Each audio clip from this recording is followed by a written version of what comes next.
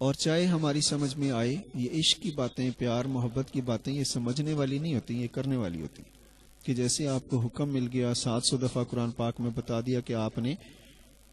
نماز قائم کرنی ہے، یہ جو قائم کرنا ہے اس کو آپ دیکھیں گے کیسے قائم کرتے ہیں.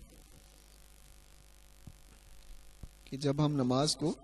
قائم کرتے ہیں تو دیکھیں کیسے قائم کرتے ہیں. کہ کیا خود نماز 5 وقت کی پڑھ لیں، 5 کی بجائے 10 پڑھ لیں، کہ 5 فرض ہیں تو 5 نفلی نمازیں پڑھ لیتے ہیں، تو کیا یہ ہمارے لیے کافی ہے؟ لیکن نہیں. جو قائم کرنا ہے اس کا مقصد یہ ہے کہ آپ کی وجہ سے اہل خانہ، تمام رشتہ دار، اہل محلہ، جوان بچے بوڑھے سارے کے سارے مل کر نماز پڑھا کریں اور ایک اللہ کی عبادت کریں، اور طریقہ کار وہ اختیار کریں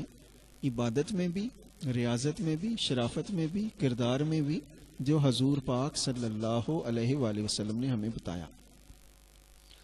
اب چونکہ یہاں پہ عبادت تو ویسی ہوتی ہے اور ہر آدمی یہ سمجھ رہا ہے، گھر کا بڑا ہے وہ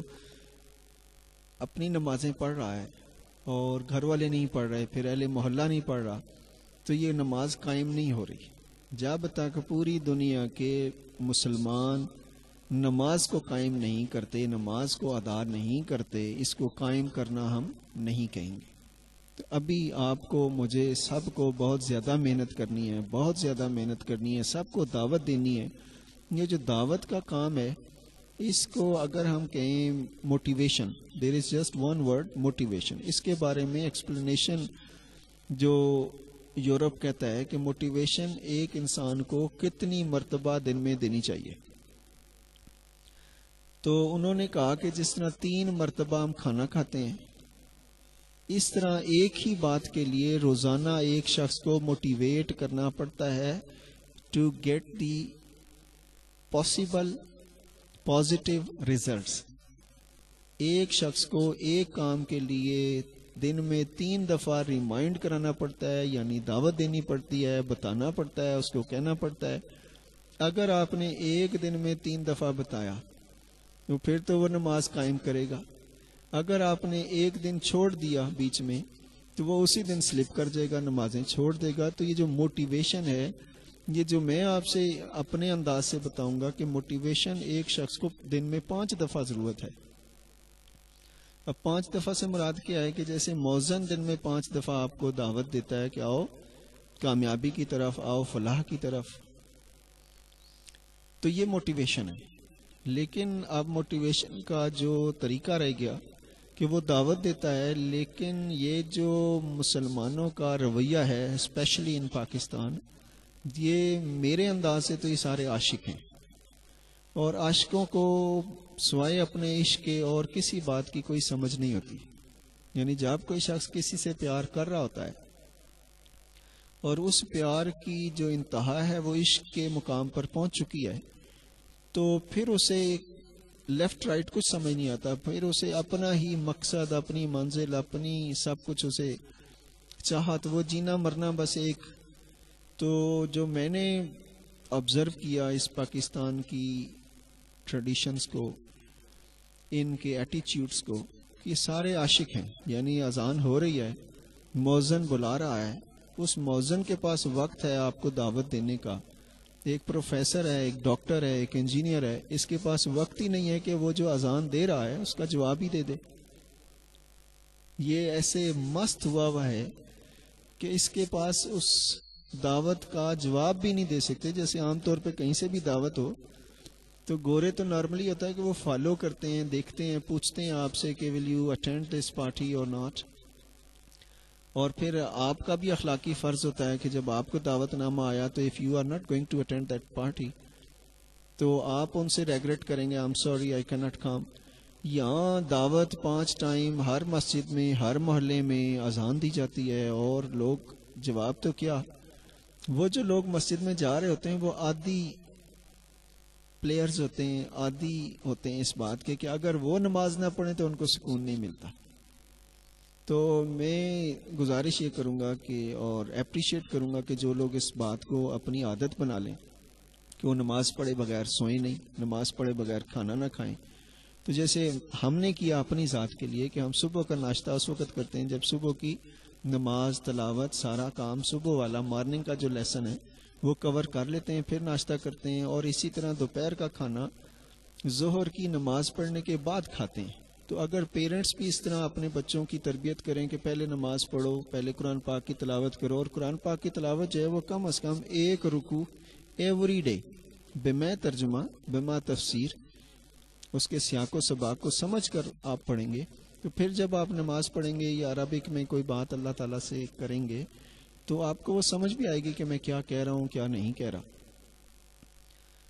تو اب پھر چونکہ نماز کا ہی وقت ہے تو آئی ہوپ کہ آپ بات کو سمجھ رہے ہوں گے کہ جو شخص بیمار ہیں وہ اگر آج سے نماز پڑھنا شروع کر دیں، چاہے اشاروں کی نماز پڑھ لیں، چاہے بیٹھ کر پڑھ لیں، چاہے لیٹ کر پڑھ لیں، یہ واحد ایسا کام ہے جو کسی بھی حالت میں معاف نہیں ہے، نہ انبیاء علیہ السلام کو معاف تھا، نہ کسی ولی کو معاف ہے، اس کی گنجائش ہے ہی نہیں۔ لیکن مجھے افسوس بھی ہوتا ہے اس بات کو بتاتے ہوئے کہ میں نے اکثر پیر خانوں پر یہ بات سنی ہے کہ عبادت سے اللہ تعالیٰ کا کوئی کام نہیں بنتا، اصل میں آپ کو پیر کو خوش کرنا پڑتا ہے۔ یعنی اب آپ دیکھیں کہ وہ جو گفتگو کا انداز ہے کہ عبادت سے، اس میں کوئی شک نہیں کہ جتنی بھی ہم عبادت کرتے ہیں وہ ہماری ذات کے لیے ہوتی ہے، اس سے فائدہ ہمیں ہوتا ہے، اللہ تعالیٰ کی ذات کو کیا فائدہ اور کیا نقصان؟ وہ تو مالک کائنات ہیں، کل ہیں، سمیع و بصیر ہیں، علیم و خبیر ہیں، ان کے نفع نقصان کا تو کوئی سوال ہی پیدا نہیں ہوتا، نہ ہماری عبادت سے ان کے کوئی درجات بلند ہونے۔ تو جتنا بھی فائدہ ہے اس میں کوئی شک نہیں کہ جو جملہ استعمال کیا گیا وہ میں ریپیٹ کر رہا ہوں کہ میں نے پیر خانے پر سنا ایک، اور مجھے افسوس ضرور ہوا اس بات کا کہ پیر خانے جو ہوتے ہیں میری نگاہ میں وہ اسلامک ہیڈ کوارٹرز ہوتے ہیں، ان کی ڈیوٹی ہوتی ہے کہ وہ حق اور سچ بیان کریں، نہ کہ اپنی مرضی بیان کریں۔ یہاں پہ جو مرضی ہے وہ تو اللہ کی مرضی چلنی چاہیے، حضور پاک صلی اللہ علیہ وآلہ وسلم کی مرضی چلنی چاہیے۔ اب چونکہ اگر دنیا میں تقریباً 1 لاکھ سے زیادہ ولی موجود ہیں تو سمجھ لو اتنے ہی پیر خانے موجود ہیں، اور اگر ہر پیر خانہ یہ کہے کہ پیر کو خوش کریں اور عبادت کی ضرورت نہیں، عبادت تو مسئلہ ہی کوئی نہیں، اگر پیر خوش ہے تو پھر سمجھ لو اللہ خوش ہے، تو اب خوش کیسے کریں؟ یعنی چلو یہ بھی ایک سوال تو پیدا ہوا کہ خوش کیسے کریں پیر صاحب کو؟ تو جو میں اپنے پیر صاحب کی بات بتا دیتا ہوں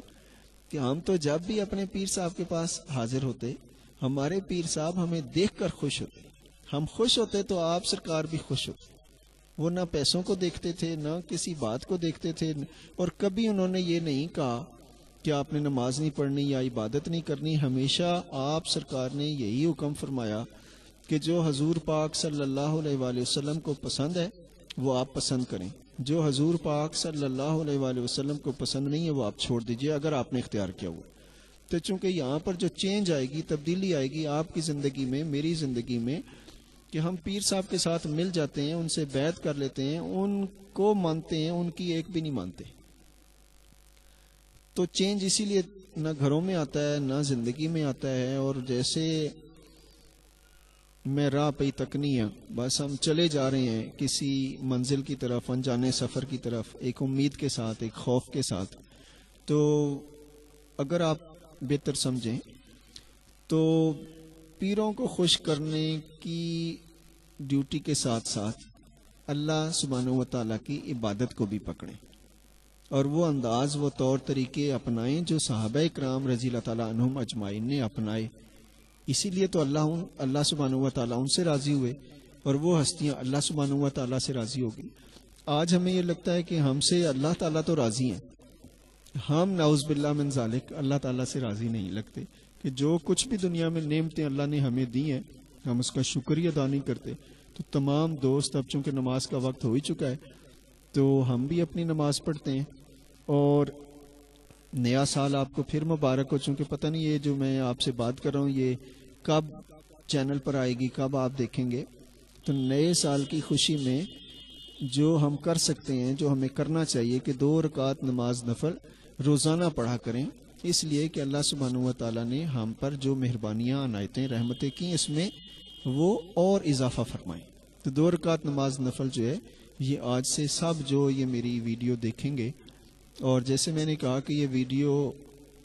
ظاہر ہے اس کوالٹی کی اس لیول کی نہیں ہے ابھی، لیکن انشاءاللہ اللہ کے فضل سے آج نہیں تو کل اور بہتر سے بہتر کرتے جائیں گے۔ آپ اگر فیڈ بیک دینا چاہیں تو ہماری ای میل کو دیکھ لیجئے گا، اگر بات کرنا چاہیں تو فون نمبر ڈسپلے ہوگا اسکرین پر، اس سے بات کر سکتے ہیں اینی ٹائم۔ جتنی ہماری سروسز ہیں، چاہے وہ سوشل ہیں چاہے اسپریچول ہیں، دیٹ از ٹوٹلی فری۔ ہم سارا یہ کام اللہ کو خوش کرنے کے لیے کرتے ہیں، اور آپ کو دعوت دینا ہماری ڈیوٹی ہے کہ نماز کبھی نہ چھوڑیں اور دل کبھی نہ توڑیں، اس طرح کی زندگی گزاریں کہ آپ لوگوں کی دل آزاری نہ کریں، ان کا کام کریں، ان کے کام آئیں۔ یہی ہماری سیاست ہے، یہی ہماری خدمت ہے، یہی ہمارا کام ہے۔ تو جزاک اللہ خیر، آج کے لیے اتنا ہی کافی، it's enough for today I think, اور in the next video you will see more things. وہ جنوں کو پکڑنے کا راز اور وہ ساری باتیں انشاءاللہ وقت کے ساتھ ساتھ بتائیں گے۔ بہت شکریہ، اپنا خیال رکھیے گا، اور خیال اسی طرح رکھیے کہ نماز، روزہ، حج، زکوٰۃ، توحید آپ کے ہاتھ سے نہ نکلے۔ Thank you very much. السلام علیکم ورحمۃ اللہ وبرکاتہ۔